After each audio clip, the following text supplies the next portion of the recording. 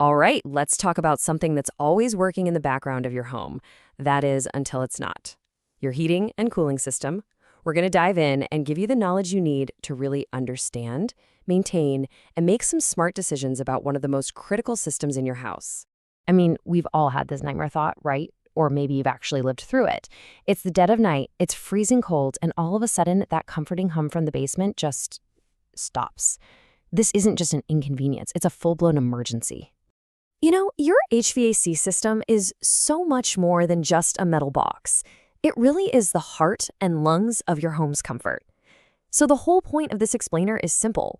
We want to take you from a place of uncertainty and maybe a little bit of dread to a place of control.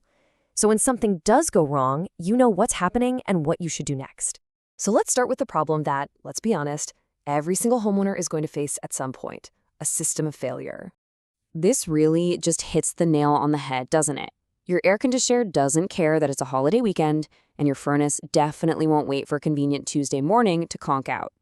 These breakdowns are stressful, they're urgent, and they always seem to happen at the absolute worst time.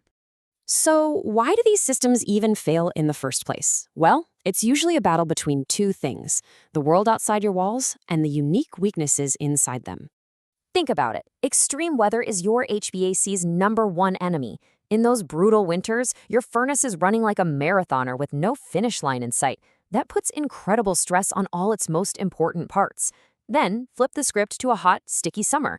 Your AC is working overtime, not just cooling the air, but ripping all that humidity out, which pushes the compressor and electrical parts to their breaking point. That constant work just wears everything out, way faster. Now, here's where it gets really interesting. Your own home might be part of the problem. If you've got old, leaky ductwork, you could be losing almost a third of the air you just paid to heat or cool. It's just vanishing into the attic. And if you're in an older home with so-so insulation, well, your house is basically leaking comfortable air all day long, forcing your system to run constantly just to keep up. Even simple things like dust and pollen can clog up your outdoor unit, making it struggle for air, kind of like it's trying to breathe through a straw. But here's the good news. Your system will almost always give you some warning signs before it completely gives up the ghost. You just have to learn how to listen for them. Okay, this is a big one. You've probably heard this before, right? The system kicks on, runs for just a couple of minutes, then shuts off. And then a few minutes later, it does it all over again. What is going on? This has a name. It's called short cycling. And it is a huge red flag. It might mean the system's too big for your house, or the airflow is blocked somewhere, or a part is starting to fail. The key takeaway here is that this isn't just some annoying noise. It is aggressively wearing out your equipment and sending your energy bills through the roof.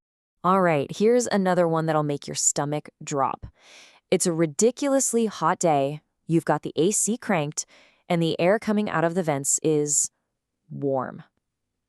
This is a clear signal that something is seriously wrong. The most likely culprit here is a frozen evaporator coil. What happens is there's not enough air moving across the indoor coil, usually because of a super dirty filter. So ice builds up and literally chokes off the airflow. And let me tell you, continuing to run the system like this is one of the fastest ways to completely destroy your compressor, which just happens to be the most expensive part of the whole AC unit. And of course, there are other signs to watch for. Are you hearing new rattling or grinding noises? That's a mechanical problem waiting to happen. Is the airflow from your vents feeling kinda weak? That's a circulation issue. Any strange smells, weird hot and cold spots around the house, or a sudden crazy jump in your utility bill? All of these are your system's way of screaming for help before a little problem turns into a catastrophe. So when you do have a major breakdown with an older system, you're going to face the biggest, most expensive question of them all. Do you try to repair it? Or is it time to replace the whole thing? Okay, before we break it down, I want you to burn this one number into your brain: 5,000. This number is the key to a super simple rule of thumb that could save you a ton of money and stress. It's called the $5,000 rule, and here's how easy it is. You take the age of your system in years and multiply it by the repair quote. If that number is more than 5,000, it's a pretty strong sign that replacing it is the better long-term investment. So, for example, say you have a 15-year-old furnace and a repair is going to cost $400. Well, 15 times 400 is 6,000. That's over the line. The rule is telling you it's probably time to stop throwing good money after bad. And this chart breaks down that choice even further. I mean, sure, repair has a lower upfront cost. That's the appeal. But a brand new system is going to be way more energy efficient, which means you save money every single month.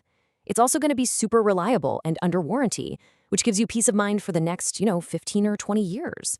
A repair on an old unit, that's always going to be a bit of a gamble. Okay, so whether you decide to repair or replace, you're going to need a professional. But how do you know you're working with a really good one? Let's walk through what a truly professional service experience ought to look like. A quality company always follows a clear process.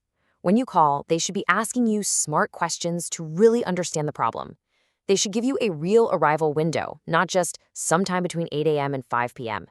The technician needs to explain the problem in plain English with no confusing jargon. And, this is huge, give you a written price for approval before they start any work.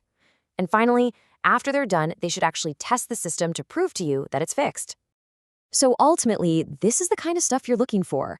Are they certified and properly licensed? Is their pricing totally transparent? Do they seem to understand the kinds of homes in your area? A great technician gives you honest options, not a hard sell for the most expensive one. And, a really great company will even follow up in a few days just to make sure everything's still running perfectly. So look, by understanding how the weather outside impacts your system, by recognizing those early warning signs, and by knowing how to make smart financial choices, you're not in the dark anymore. You can actually listen to your home in a brand new way. So take a second. What do you think your system might be trying to tell you right now?